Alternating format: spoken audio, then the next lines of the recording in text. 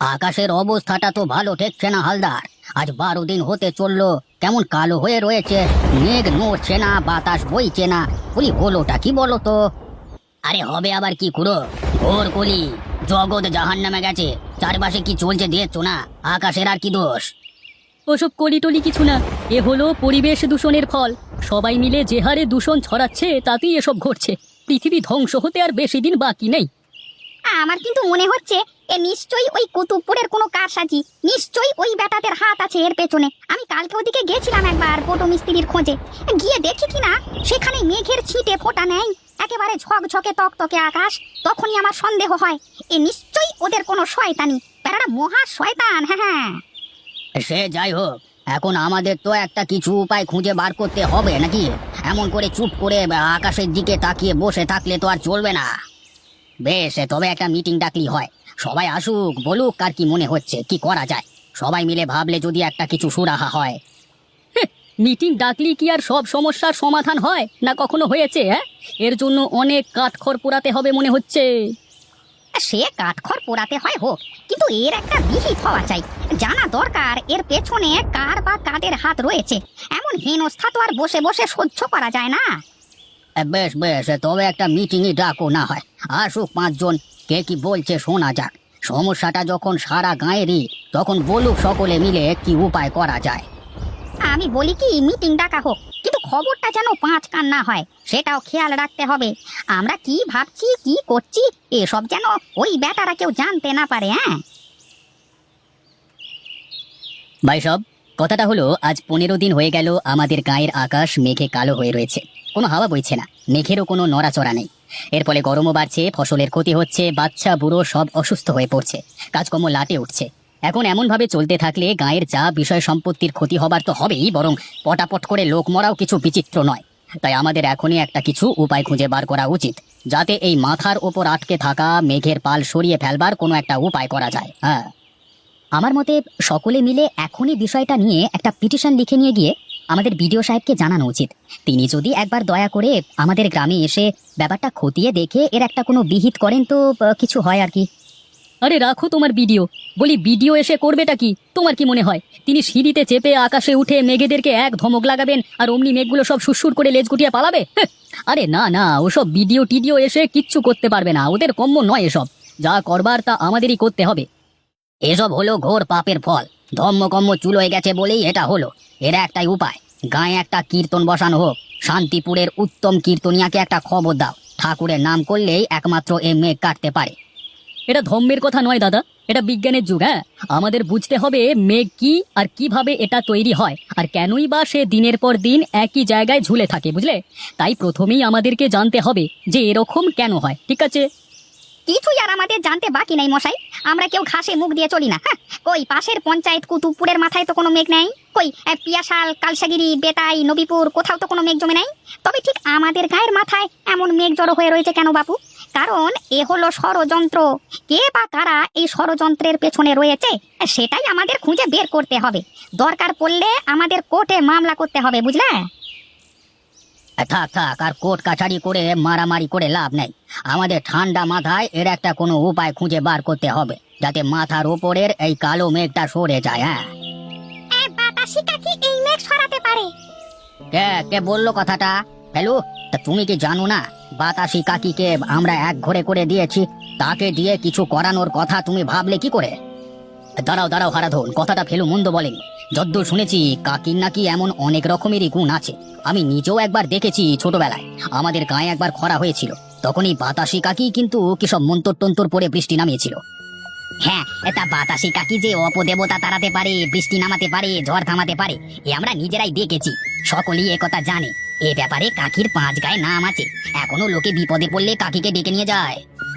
সে না হয় বুঝলাম, কিন্তু আমরা এই পঞ্চায়েত থেকেই তো সন্দেহজনক কাজকর্মের জন্য আর ওই ফটিকের ছেলেটাকে নিজের নাতি মনে করে ঘরে আটকে রাখবার জন্য কাকিকে এক ঘরে করেছিলাম।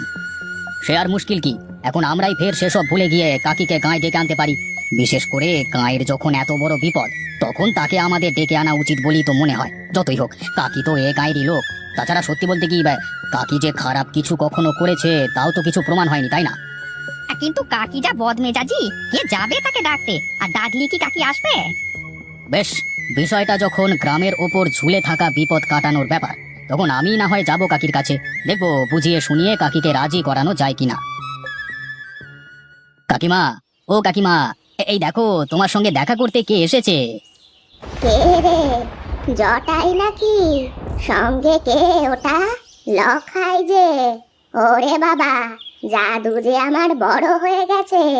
আয় বাবা, কাছে আয় তো, দেখি একবার ভালো করে। ও মা, কেমন সুন্দর দেখতে হয়েছিস রে। তা হ্যাঁ রে, এতদিন পর বুড়ি কাকিমাটাকে মনে পড়লো। কাকিমা, তুমি এবার গায়ে ফিরে চলো গো। একা একা এত দূরে আর তোমাকে থাকতে হবে না। এখন বয়স হয়েছে তোমার, কাছে কাছে থাকলে আমরা তোমার একটু খেয়াল টেয়াল রাখতে পারবো। সে কি রে, তোরাই তো আমায় গা থেকে সভা করে বের করে দিলি। সে একটা ভুলচুক যা হবার হয়ে গেছে, এখন তুমি ফিরে চলো। যতই হোক তুমি হলে আমাদের গায়ের গুরুজন, তোমার এইভাবে একা একা গায়ের বাইরে পড়ে থাকা কি ভালো দেখায়? না না, তুমি চলো চলো, এখন থেকে তুমি গায়ে আমাদের সাথেই থাকবে। ব্যাপারটা কি একটু খুলে বল দেখি আমায়।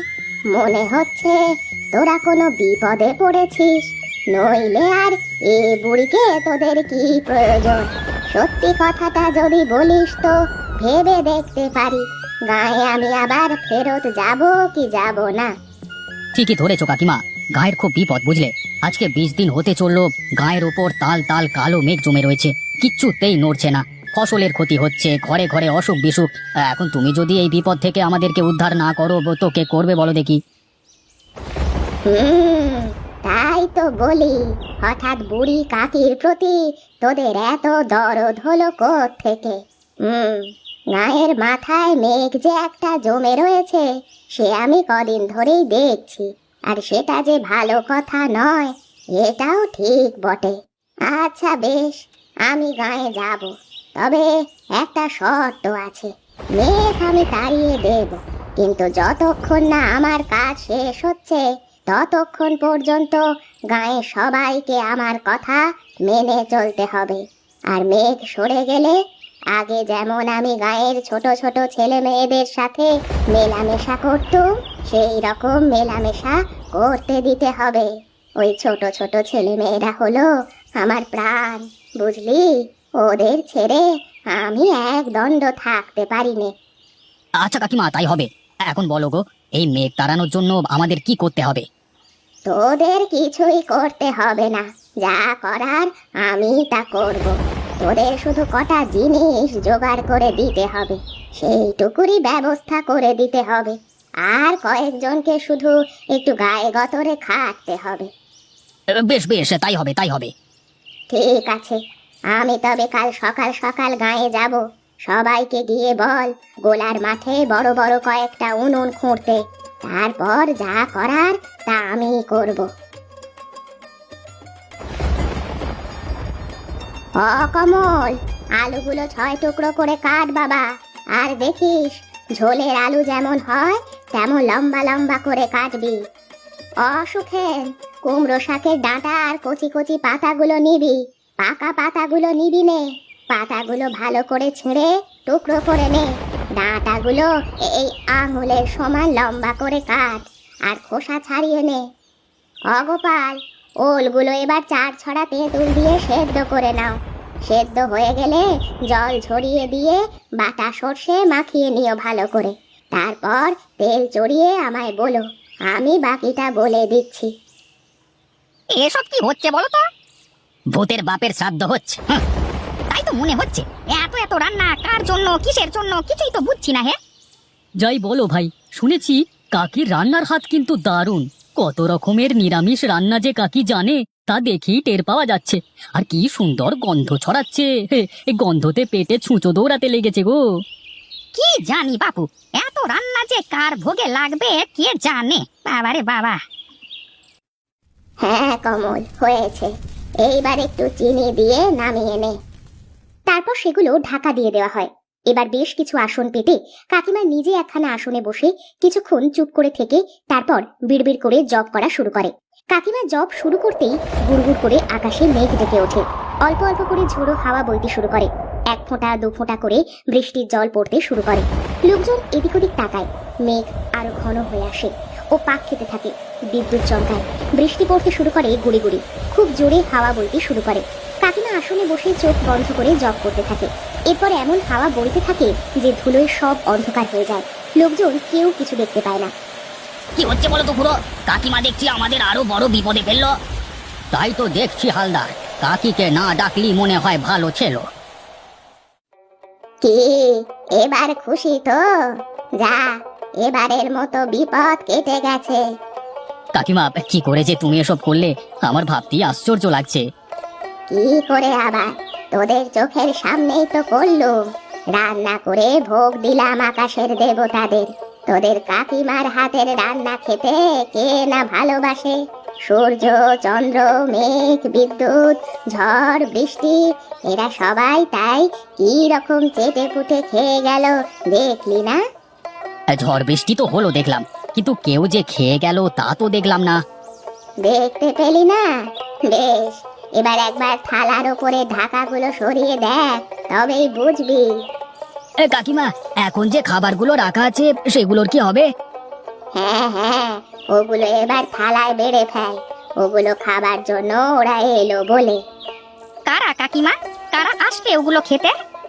শুধু আকাশের দেবতারাই নয় রে, তোদের এই কাকিমার হাতে রান্না খেতে জঙ্গলের পশু পাখিরাও খুব ভালোবাসে।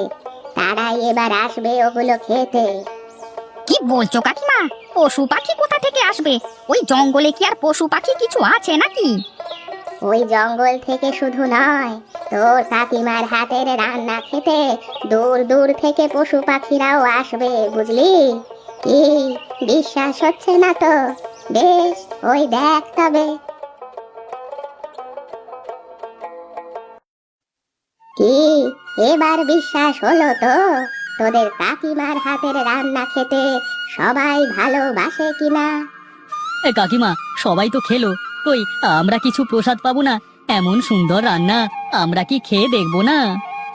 তাও কি হয়? তোরা না খেলে কি আমার শান্তি হবে রে? তোরা যে সবাই আমার সন্তান। যা, তোরা সবাই মিলে এবার বসে পড় খেতে। কিন্তু কাকিমা, সব খাবারই তো তুমি ওদেরকে খাইয়ে দিলে, তবে আমরা কি খাবো? ধুর পাগল, ভোগের রান্না কি কখনো ফুরায় নাকি? ওই দেখ, কড়াই এখনো ভর্তি হয়ে আছে। যা যা, বসে পড় সবাই মিলে, ভাগ করে খেয়ে নে সবাই। জয় কাকিমার জয়, জয় কাকিমার জয়। খুব যে জয়ধ্বনি দিচ্ছিস, এখন তো মেঘ কেটে গেছে।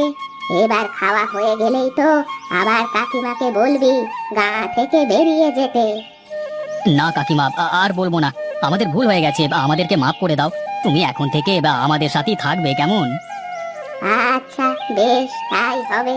যা, এবার তোরা গিয়ে খেয়ে নে। খেয়ে বল কেমন হয়েছে তোদের কাকিমার হাতের রান্না।